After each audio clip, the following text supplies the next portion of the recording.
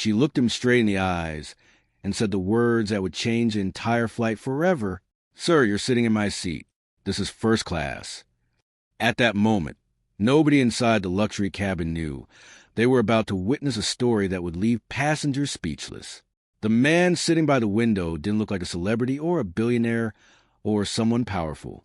He wore simple clothes, carried himself quietly, and answered with nothing but respect.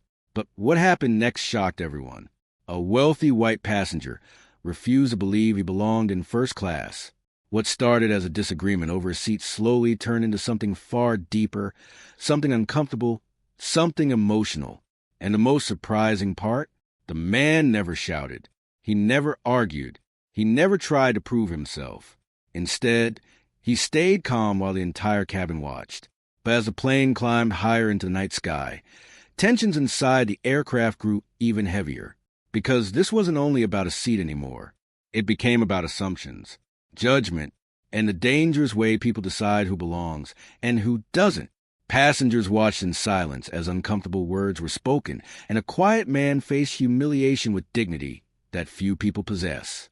Yet nobody, not the crew, not the passengers, and especially not the woman who challenged him, was prepared for what would happen before landing. Because hidden behind that calm smile was a truth powerful enough to freeze the entire cabin. A truth that would turn embarrassment into shock. And when the captain finally picked up the microphone and revealed who that quiet passenger really was, the woman who tried to remove him from his seat could barely breathe. But this story is not just about wealth, not about power, and not even about owning an airline. It's about something much deeper, a lesson that many people learn too late. So before you judge this story, watch until the very end, because the final conversation between these two strangers may change how you look at people forever. "Sir, you need to get up. That seat belongs to me." The sharp voice cut through the quiet first-class cabin before most passengers had even settled in. Heads turned. Some people looked up from their phones. Others paused while placing bags into overhead bins. The peaceful atmosphere inside the aircraft suddenly tightened with tension. The man sitting beside the window in seat 2 slowly raised his eyes. He was a black man in his early 40s, dressed neatly but simply. He wore a navy sweater, dark jeans, and a silver watch that looked practical rather than flashy. A leather briefcase rested under the seat in front of him, and a tablet sat on his lap. His face remained calm. Standing beside him was a tall white woman wearing a cream-colored designer coat and expensive sunglasses resting on her head. Her appearance suggested wealth and confidence. But at that moment, her expression carried something else too, impatience. The man spoke politely. "I'm sorry." The woman pointed directly at the seat. "You're in my place." Her tone was firm, almost rehearsed, as if she was used to getting quick cooperation. The man glanced toward the seat number and then calmly lifted his boarding pass. "My ticket says 2A," he said. The woman frowned immediately. "That can't be right." A businessman seated across the aisle quietly looked over before pretending not to listen. The man checked again. "Seat 2A," he repeated gently. Instead of softening, the woman crossed her arms. "No," she said. "I booked the seat weeks ago." Her voice had grown louder. The man remained seated. "I understand," he replied, "but this is the seat assigned to me." The woman gave a short, disbelieving laugh. For a moment, she looked him up and down, not openly rude, but not subtle either. Then she spoke again. "Sir, this is first class." A strange silence settled over the cabin. The sentence sounded simple, but the meaning underneath it fell heavier. The man looked at her steadily. "Yes," he answered. "I know." She blinked, clearly not expecting the calm response. The nearby passengers sensed a discomfort growing. A young couple seated behind them exchanged uncertain looks. The woman adjusted her purse strap and spoke more firmly. "I think you should double-check before the crew gets involved." The man leaned back slightly. "That's fine with me." His calmness only seemed to frustrate her more. By now, a flight attendant noticed the tension while greeting passengers near the front galley. She quickly approached with a practiced smile. "Good afternoon," she said warmly. "Is everything all right here?" Before the man could answer, the woman stepped forward. "No," she said. "He's sitting in my seat." The attendant kept her professional smile. I see. Let's take a look. She turned toward the seated passenger. Sir, may I please see your boarding pass? Without hesitation, he handed it to her. The attendant checked it carefully. Her eyes moved from the ticket to the seat number above him, then back again. A brief pause followed. The woman noticed it immediately. Exactly, she said confidently. I knew something was wrong. But the attendant's expression changed, not toward concern, toward confirmation. Seat 2A, she said politely. Yes, sir is seated correctly. The woman stared. For a second, she looked genuinely confused. I'm sorry. The attendant remained calm. This boarding pass is assigned to seat 2A. The woman shook her head. That's impossible. Her confidence had started to crack. The attendant turned gently toward her. May I see your boarding pass, ma'am? The woman handed it over quickly, almost certain the mistake would be corrected in her favor. She stood with crossed arms. Waiting, the attendant examined the pass. A second later, her professional smile returned. Ma'am, she said kindly, your seat is 4C. The woman froze. What? Row 4 aisle seat. The woman immediately took the boarding pass back and checked it herself. Her face changed. Row 4. Seat C. Not 2A. Not first row. For a moment, embarrassment flickered across her face. Several nearby passengers quietly looked away, trying not to make the situation worse. Most people expected the moment to end there. A simple misunderstanding. A polite apology. Then everyone would move on. But that did not happen. Instead, the woman looked back toward the man. Well, she said after a pause, maybe we can switch. Her tone had changed, not apologetic, more like a request she expected to be accepted. The man looked at her calmly. You like this seat? She nodded. Yes, I prefer window seats. He smiled politely. I'm sorry, but I prefer them too. The answer surprised her. Her eyebrows tightened. I'd appreciate it, she added. He remained respectful. I understand, but I'm comfortable here. The refusal clearly irritated her. The attendant sensed the tension. Ma'am, she said gently, I can help you settle into row 4. But the woman did not move. Instead, she looked again at the man sitting quietly in 2A, almost studying him, almost trying to solve a puzzle that did not make sense to her. Then she lowered her voice. I paid a lot for this ticket. The man nodded politely. I'm sure you did. His answer was calm, too calm, and somehow that seemed to bother her even more. Around them, the cabin had gone unusually quiet. People pretended not to watch, but they were listening, because somewhere between the boarding passes and the uncomfortable silence, everyone could feel it. This was no longer just confusion over a seat. Something deeper had entered the conversation, and the flight had not even left the ground yet. The woman remained standing beside seat 2A for several uncomfortable seconds. Around her, passengers tried to return to their own business, but the tension in the first-class cabin had become impossible to ignore. The gentle sound of boarding announcements and rolling luggage continued in the background, yet something heavier now filled the air. The flight attendant kept her professional smile. Ma'am, she said kindly, if you'll come with me, I'll help you get settled in row 4. The woman barely looked at her. Her eyes stayed fixed on the man seated by the window. He had already returned his boarding pass to his pocket and reopened the tablet resting on his lap, as though the situation had ended. But for her, it clearly had not. She adjusted the strap of her handbag and spoke again. I paid for first class. The man looked up politely. I understand. No, she said quickly. I mean, I specifically chose this area. Her voice was controlled, but irritation hid beneath every word. The flight attendant answered gently. And your assigned seat is still 4C, ma'am. The woman inhaled sharply. The embarrassment from moments earlier had not disappeared.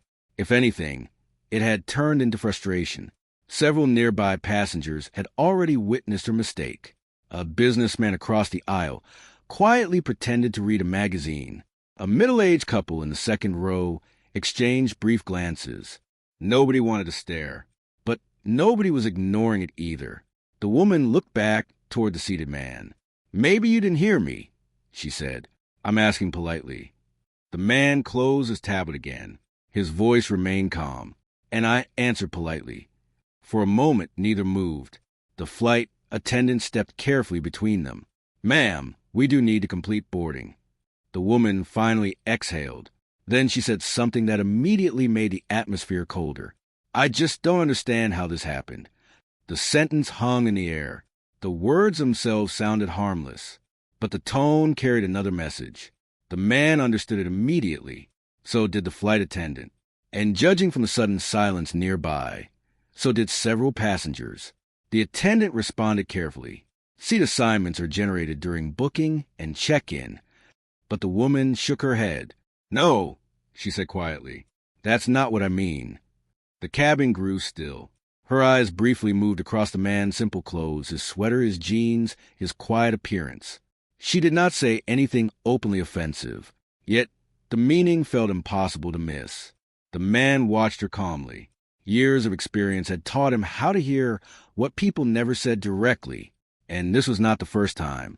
Different airports, different cities, different faces, same assumptions. Still, his expression never changed. These things happen, he replied softly. The woman folded her arms. Not usually. The words landed harder than she expected.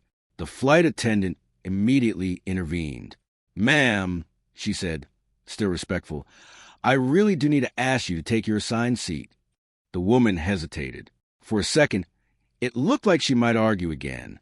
Then, perhaps realizing that too many people were watching, she finally stepped back. But before leaving, she looked once more toward the man in 2A. It was not simply annoyance anymore. It was disbelief, as though she were still trying to understand how someone she had judged so quickly could remain completely unbothered. She turned and walked toward row 4. The sound of her heels faded down the aisle. Only then did the cabin slowly breathe again. The flight attendant looked toward the man. I apologize for the inconvenience, sir. He offered a small smile. No problem. You're very patient, she said quietly. He nodded. Travel teaches patience. Her expression softened. Well, thank you for understanding. He simply returned to his tablet. The attendant moved away to continue assisting passengers. But despite the calm appearance, the moment lingered. The middle-aged man across the aisle leaned toward his wife and whispered something. The young couple behind row 2 avoided speaking entirely. People often pretended not to notice uncomfortable situations. Yet these moments stayed with them longer than they expected. Meanwhile, the woman settled into seat 4C. She placed her handbag down harder than necessary. Her jaw remained tight. She glanced forward toward first class, toward seat 2A. From her position, she could still see the man near the window, calm, focused, unaffected, and somehow that irritated her even more. The plane doors finally closed. A flight attendant performed final checks while the captain welcomed everyone aboard. Outside, rain lightly tapped against the aircraft windows. Inside, engines slowly awakened. The aircraft began pushing away from the gate. Most passengers relaxed. Headphones appeared. Seatbelts clicked. Conversations resumed. To everyone else, the awkward moment seemed finished. Just another small travel misunderstanding. But beneath the surface, something unresolved remained. The woman continued glancing toward the front. The man continued reading. And neither knew that the flight ahead would become far more memorable than either had expected. As the plane rolled toward the runway, the cabin lights dimmed slightly. The safety demonstration began. The woman crossed her arms and looked away. The man in 2A gazed quietly through the window at the runway lights stretching across the wet evening ground. His face stayed calm, but inside, an old feeling had returned. Not anger, not surprise, just familiarity. Because he had learned long ago that prejudice rarely announces itself loudly. Sometimes it arrives quietly, hidden inside assumptions, wrapped inside polite words. And often, it reveals more about the person speaking than the person being judged. The aircraft engines roared. Passengers settled deeper into their seats. And as the plane lifted into the darkening sky, nobody yet realized that the real storm on this flight had only just begun. The aircraft climbed steadily through thick evening clouds. Soon, the city lights disappeared beneath them, replaced by darkness and the soft glow of stars beyond the window. Inside the cabin, the earlier tension slowly faded beneath the routine rhythm of air travel. Seatbelt signs switched off. Passengers relaxed. Some opened laptops. Others leaned back with headphones or ordered drinks. The soft sound of conversation mixed with the low hum of the engines. From his seat in 2A, the man remained quietly focused on his tablet. His name, though unknown to most passengers, was Marcus Reed. He reviewed documents carefully, occasionally making notes with a stylus. His face stayed calm and unreadable. To anyone watching, he looked like a professional traveler, someone comfortable in airports and long flights. Yet every now and then, his eyes drifted toward the window. The confrontation during boarding no longer showed on his face, but it had not completely left his thoughts. Across the cabin in row 4, the woman sat stiffly in her aisle seat. Her name was Victoria Hale, and she was still upset. At first, she tried distracting herself with her phone, then a magazine, then a glass of sparkling water. Nothing worked.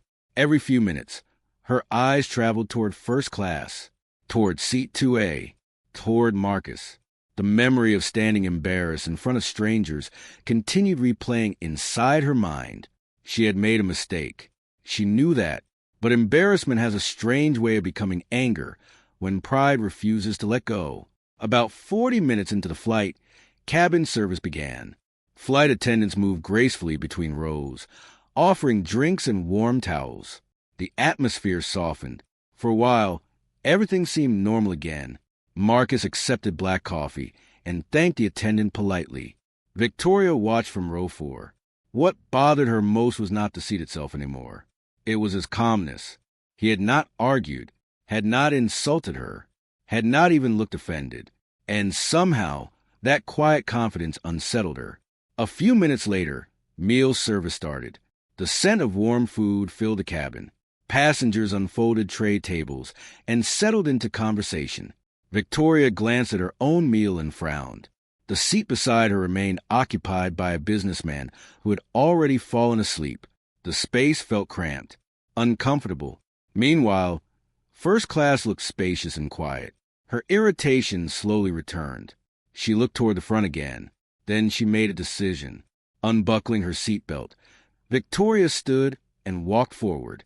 Several passengers noticed immediately. The flight attendant serving drinks near row 2 looked up. Victoria stopped beside seat 2A. Marcus looked up from his tablet. For a moment, neither spoke. Then she forced a polite smile. "Excuse me." Marcus removed one earbud. "Yes." She folded her hands. "I've been thinking." He waited. "I still believe it would make more sense if we switched seats." Marcus blinked once. His expression remained polite. "I'm sorry." She smiled again, though tension hid underneath it. "My seat is uncomfortable." He glanced toward row 4. It looked fine earlier. Her smile tightened. "Well, I'm not enjoying it." He nodded politely. "I'm sorry to hear that." A small silence followed. Then she continued. "You seem reasonable." Marcus waited. "So perhaps we can trade." His answer came gently. "I appreciate the offer, but I prefer to stay here." The smile disappeared. Victoria had clearly expected cooperation this time. "You're serious?" "Yes." The surrounding cabin slowly quieted again. Passengers nearby sensed another confrontation forming. Victoria lowered her voice. "I'm asking respectfully." "And I'm answering respectfully." Her jaw tightened. "You don't need this particular seat." Marcus looked at her calmly. "I chose it for a reason." Her patience began slipping. "Honestly," she said, "I think you're being difficult." The words drew attention from nearby passengers. A flight attendant immediately approached. "Ma'am," she said softly, "is everything all right?" Victoria sighed dramatically. "I'm simply trying to switch seats." The attendant smiled professionally. "Seat changes are possible if both passengers agree." Victoria pointed toward Marcus. "But he refuses." The attendant looked at him. "Sir," Marcus remained calm. "I prefer to stay here." The attendant nodded. then we'll need to respect that choice. Victoria looked genuinely frustrated now. This is ridiculous. The attendant kept her voice gentle. I understand your frustration, ma'am. But Victoria's embarrassment had fully turned into anger. She crossed her arms. I don't see why this is such a problem. Marcus answered quietly. It isn't. She stared at him, then switched. He looked directly at her. No. The answer was calm, simple, final. The surrounding silence grew heavier. Then Victoria said something she immediately seemed to regret. Her voice was low, but not low enough. I'm sure someone with his situation would understand. Everything stopped. The cabin became painfully quiet. The attendant froze. A passenger halfway down the aisle slowly looked up. Marcus placed his stylus down, very carefully. Then he closed his tablet. He lifted his eyes toward her. What situation? He asked. The question was calm, not angry. But suddenly Victoria looked uncertain. That's not what I meant. Marcus studied her face. But you said it. She swallowed. I meant this arrangement. The explanation sounded weak even to her own ears. The attendant stepped forward immediately. Ma'am. But Marcus gently raised his hand. His voice remained measured. No, he said quietly. I'd like to understand. Victoria shifted uncomfortably. I didn't mean anything offensive. Another silence followed. Marcus looked at her for several seconds. Then he spoke. You questioned my seat twice. She said nothing. You assumed I didn't belong here. The tension felt heavy enough to touch. Nearby passengers watched without moving. Marcus' voice stayed calm. And now you mention my situation. Victoria's face reddened. The attendant quickly stepped in. Sir, I sincerely apologize.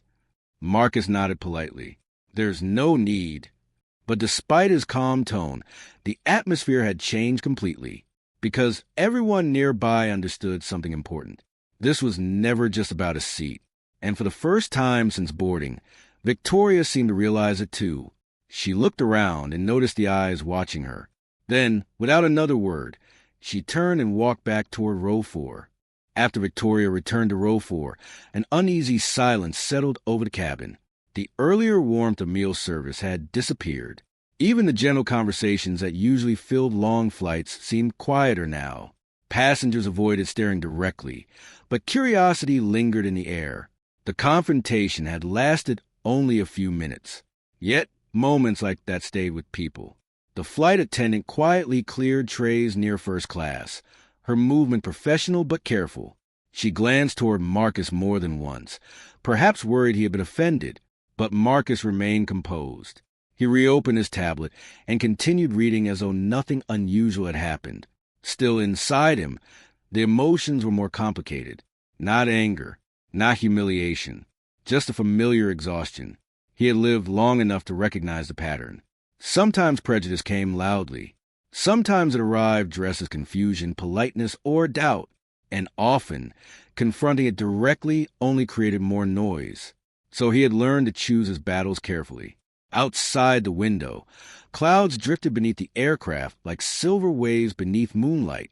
The plane continued its steady path through the night sky. Meanwhile, Victoria sat rigidly in row 4. Her heart still beat faster than normal. At first, she told herself she had been misunderstood, that she had not meant anything wrong, that people were overreacting. But deep down, another feeling had begun to grow, discomfort. Not because Marcus had insulted her. He had not. That almost made things worse. His calm responses had left her alone with her own words. She crossed her arms and stared toward the seat back ahead. The businessman beside her had awakened and returned to reading financial reports, clearly uninterested in conversation. For the first time that evening, Victoria felt isolated. The cabin lights dimmed as passengers prepared for the second half of the flight. Some lowered window shades. Others reclined their seats. A child several rows back laughed softly before falling asleep against his mother's shoulder. The ordinary sounds of travel slowly returned, yet the emotional tension remained. About an hour later, the captain's voice came through the speakers. Ladies and gentlemen, this is Captain Daniel Morris speaking. Passengers looked up casually. Captain announcements were routine. Most expected updates about weather or arrival time. We're currently cruising at 36,000 feet and expect smooth conditions for the remainder of the journey. A few passengers returned to their phones. Then the captain continued. But before we begin our descent later this evening, our crew would like to recognize a special guest traveling with us today. That caught attention. Several passengers looked around. Even Victoria lifted her head. The flight attendants exchanged small smiles. Marcus remained still. The captain's voice carried warmth. As many of you may know, our airline recently launched several customer service and scholarship initiatives across the country. A few passengers nodded. The projects had received media attention. But those efforts would not have been possible without the leadership of one individual whose vision continues shaping this company. Victoria barely listened at first. She reached for her water. The captain continued. We are honored to have our executive chairman traveling with us this evening. That phrase caused more passengers to look around. Executive chairman? Whispers quietly spread. Then came the moment that changed everything. Ladies and gentlemen, please join us in welcoming Mr. Marcus Reed. The name landed softly across the cabin. Victoria froze. Her hand stopped halfway toward her glass. Slowly, almost mechanically, passengers began turning toward first class, toward seat 2A. Marcus looked up from his tablet. He seemed mildly surprised by the announcement, though not uncomfortable. Polite applause started near the front, then spread throughout the cabin. The businessman across the aisle clapped. The couple behind first class joined in. Even several flight attendants smiled warmly. Victoria stared. Her face slowly lost color. No, it couldn't be. Then the captain spoke again. Mr. Reed is not only our executive chairman, but also the majority owner of this airline. His commitment to improving passenger experience and employee culture continues inspiring us every day. The applause grew stronger, and suddenly, everything inside Victoria shifted. Her eyes widened. The cabin around her blurred. She looked toward Marcus again. The same man she had challenged. The same passenger she had questioned. The same seat she had tried to take. Her stomach tightened. A cold wave of realization washed over her. Marcus Reed. She knew the name now, not personally, but from business magazines, interviews, articles about leadership and community programs. He was one of the few black executives leading a major airline company, and she had spent half the flight assuming he did not belong in first class. The applause slowly faded. Marcus did not stand dramatically. He did not raise his hands or seek attention. Instead, he simply offered a modest nod. "Thank you," he said quietly to the nearby passengers. Then he returned to his seat. That humility somehow made the moment even heavier. Around the cabin, whispers spread. Was that him? I had no idea. He owns the airline? Some passengers glanced toward Victoria. Not openly, but enough. And she noticed. Heat climbed into her face. Embarrassment pressed against her chest. For the first time that evening, she wished she could disappear. But the hardest part was not public shame. It was memory. Her own words replayed inside her head. This is first class. I don't understand how this happened. Someone with his situation. The sentences now sounded unbearable. She stared forward, unable to meet anyone's eyes. Meanwhile, Marcus sat quietly beside the window. The runway lights of distant cities glowed far below. He looked peaceful, not triumphant, not proud, just thoughtful. And that quiet dignity filled the cabin more powerfully than any speech ever could. As the aircraft continued through the night sky, many passengers realized something uncomfortable. The biggest lesson on this flight had not come from the captain, or the airline, or even the owner himself. It had come from assumptions, and the damage they quietly create before truth has a chance to speak. The atmosphere inside the cabin felt completely different after the captain's announcement. The quiet applause had faded, but the emotional weight remained. Passengers settled back into their seats, yet many still glanced toward first class, toward Marcus Reed. Not because he had made a scene, not because he had demanded attention, but because of how quietly he had carried himself throughout the flight. The contrast stayed with people, especially after what had happened earlier. Marcus sat beside the window, watching scattered city lights far below. The tablet on his lap remained closed now. His coffee had long grown cold. The announcement had not surprised him entirely. The airline crew sometimes acknowledged executives traveling on board, though he usually preferred privacy. Tonight, however, privacy had already disappeared. Across the cabin, Victoria remained motionless. Her thoughts moved faster than the aircraft itself. At first, disbelief had overwhelmed her, then embarrassment. Now something deeper had settled inside her chest. Regret. She replayed every moment from boarding. The way she had approached him, her certainty, her assumptions, the words she had spoken, and the calm way Marcus had answered each one. She suddenly realized something painful. His dignity had exposed her behavior more clearly than anger ever could. The captain announced the beginning of descent. Seatbelt signs illuminated. Flight attendants moved through the cabin, completing final checks. One attendant paused beside Marcus. "Mr. Reed," she said softly, "thank you again for flying with us." Marcus smiled politely. "Thank you for taking care of everyone." Her expression warmed. "We appreciate your kindness." He nodded. "Your crew handled a difficult moment professionally." The attendant looked briefly toward row 4 before lowering her voice. "We try our best." Marcus simply smiled. He never mentioned Victoria, never requested complaints, never asked for consequences. That decision surprised the crew more than anything else. Meanwhile, Victoria sat frozen. Her pride battled with conscience. Part of her wanted to remain silent until landing, to avoid the discomfort, to disappear into the crowd. But another voice inside her would not allow it, because this no longer felt like embarrassment over a seat. It felt personal. The plane descended through soft clouds. Outside, the city lights below grew larger and brighter. Passengers organized belongings and adjusted seatbacks. A baby cried briefly several rows behind. Normal travel sounds returned. Yet for Victoria, the world felt unusually quiet. As the aircraft touched down, tires met runway with a heavy bounce. The cabin erupted into relieved applause from a few passengers. Marcus looked out the window calmly.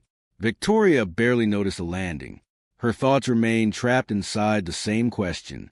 Should I speak to him? The aircraft rolled toward the terminal. Seatbelt signs remained on. No one stood yet. Marcus gathered his tablet and placed it inside his leather briefcase. His movements were calm and organized, practiced from years of travel. When the aircraft finally reached the gate and the seatbelt sign switched off, passengers immediately rose to retrieve luggage. Overhead bins opened. Conversations resumed. But many people still seemed aware of the emotional story that had unfolded during the flight. Marcus waited patiently instead of rushing. He always preferred leaving last. Less chaos, less attention. Several nearby passengers approached him quietly. The businessman across the aisle extended his hand. "Mr. Reed," he said, "I just wanted to say you handled yourself with incredible grace." Marcus shook his hand. "Thank you." A woman from second row added softly, "Most people wouldn't have stayed that calm." Marcus gave a modest smile. Travel teaches patience.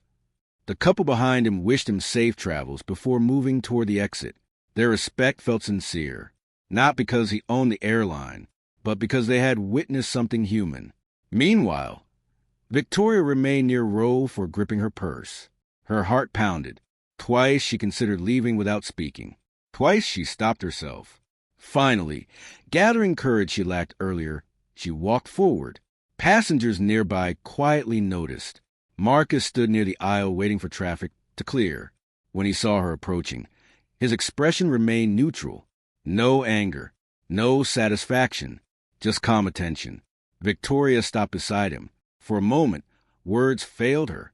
The noise of passengers moving around them filled the silence. Then she finally spoke. Her voice sounded smaller than before. "Mr. Reed." He looked at her politely. "Yes." She swallowed. "I owe you an apology."